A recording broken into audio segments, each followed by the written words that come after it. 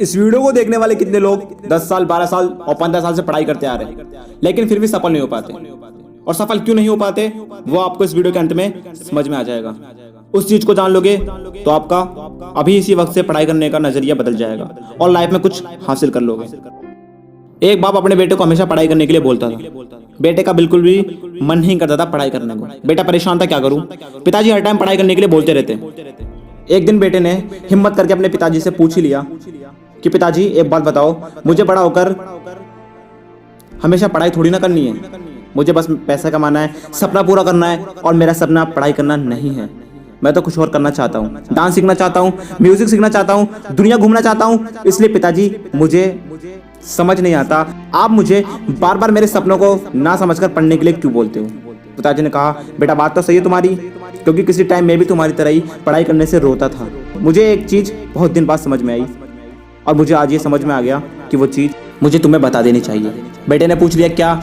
पिताजी बेटे का हाथ पकड़कर मकान के बाहर ले गए।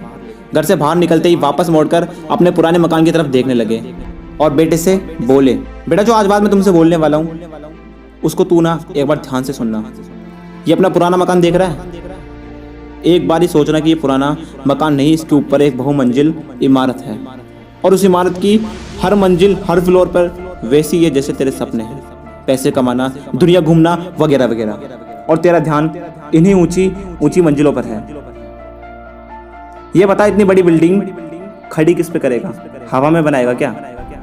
जमीन पर ही बनाएगा ना। और जब जमीन बनाएगा तो सबसे पहले तुझे नींव भरनी पड़ेगी। जितनी मजबूत तेरी नींव होगी उतनी बिल्डिंग तू बना पाएगा। सपनों वाली फ्लोर तो उसके बाद बनेगी।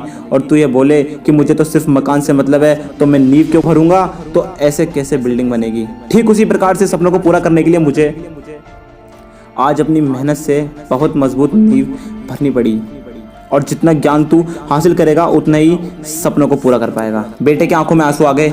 कितनी बड़ी बात उसको आज समझ में आई। जिस पढ़ाई को लेकर वह बोझ समझता था, अपने सपनों की रुकावट समझता था, वह तो एक रास्ता निकला।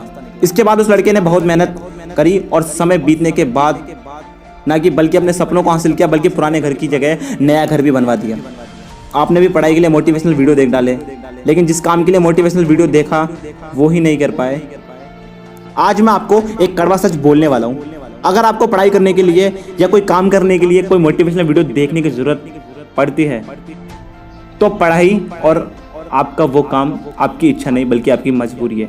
इसलिए पढ़ाई का राज जानो, उसको खुद की इच्छा बनाओ, उठो, मेहनत करो, देश में अपना नाम नहीं बल्कि देश का नाम हर जगह दुनिया में करो। जय हिंद, वंदे मातरम।